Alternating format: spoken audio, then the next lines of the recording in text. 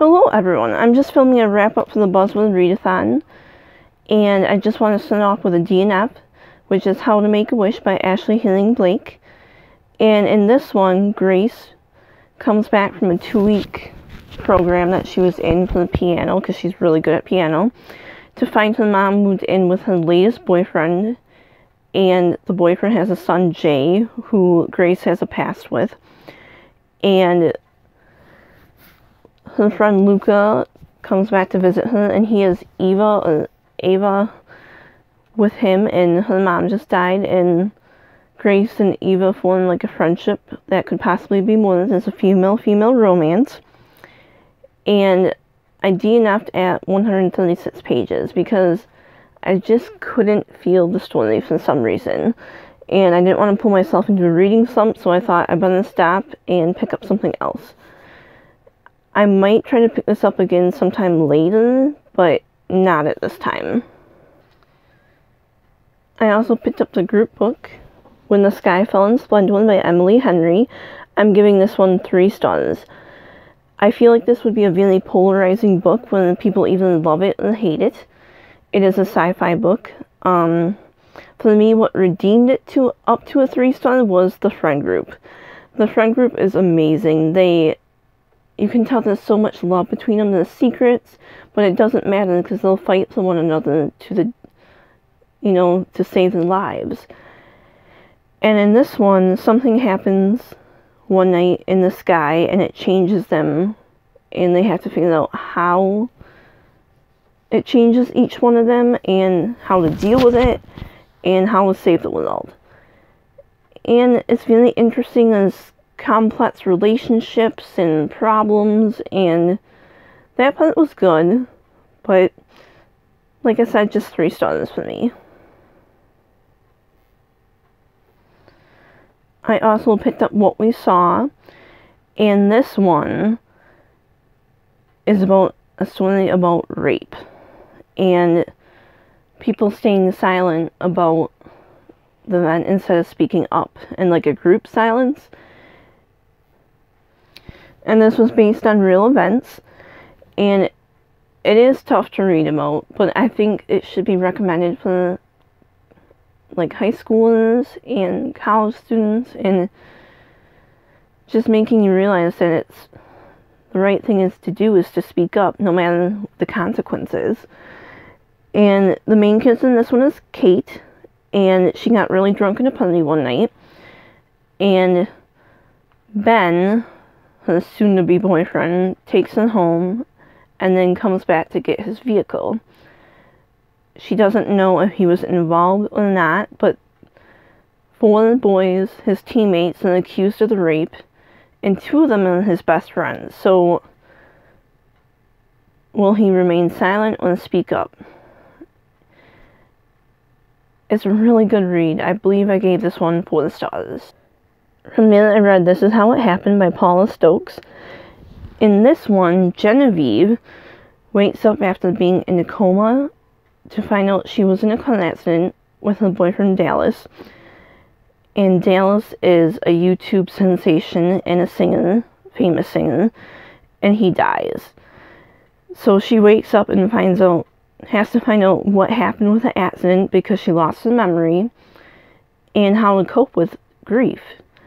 Both her parents are cardiac surgeons, and they're divorced, so she ends up going to live with her dad for a little bit, and her dad is married to Rachel, which she's never given a fair shot to because they were having an affair for 6 months before her dad finally spoke up. Rachel she works in a national park, and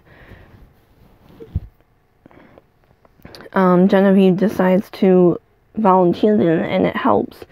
And then she meets a boy, Elliot, and she has to decide, like, what's through her feelings and everything.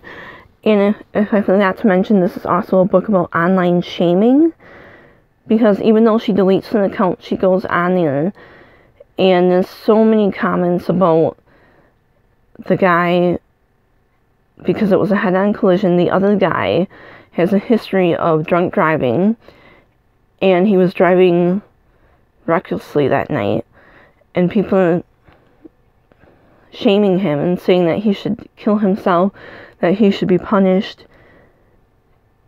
And Genevieve has to deal with that once she finds out what exactly happened with the accident. It's a good story. I really liked it, and I would recommend it. I also picked up What to Say Next by Julie Butzbaum. And in this one, it's realistic fiction of a love story. I'm giving it 4 stars. Then there's David, who is, he has Asperger's. And then there's Kit. And both of them are trying to make a connection, just friends-wise, anything.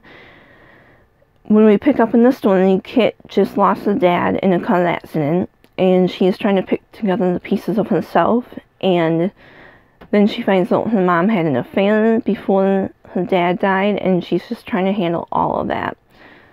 And her friends are there for her, but she just doesn't want to talk about it. And David, his best friend, his sister Miney, has just gone away to college for her first year, and he has no friends. So he's trying to make friends, and Kit just happens to sit at his lunch table one day. And it's just a cute story. It's realistic, it's hard, it's not beautiful. I mean, it's not perfect, it's messy, but it's beautiful for that. So I would recommend that one. I also read How to Hang a Witch by Adriana Mathen, and I'm giving this one 5 stars. It's a witchy read, and Samantha goes back to Salem, Massachusetts, which her family originated from.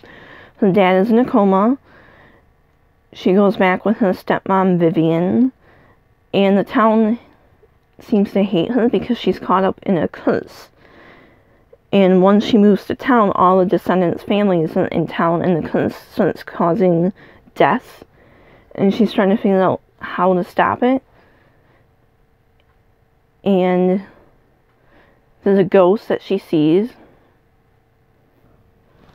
Elijah, who has been dead for 300 years, and she's the only one that sees him, and they have like a friendship.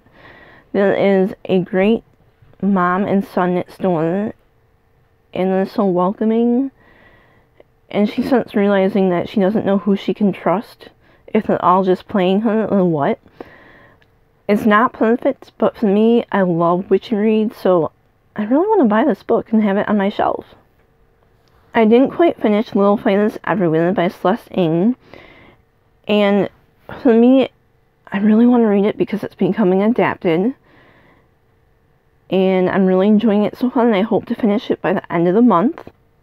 I read 161 pages of This Is What Happy Looks Like, and in this one, it starts out as 2 people randomly emailing each other, and it becomes like a friendship, maybe more.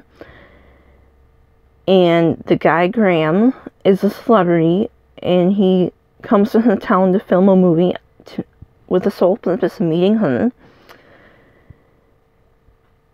And I haven't gotten that far, but it's a cute love story so far. I really want to find out what happens. I'm thinking this is probably a 3-star to 4-star read for me right now. I finally finished Sometimes I Lie by Alice Feeney.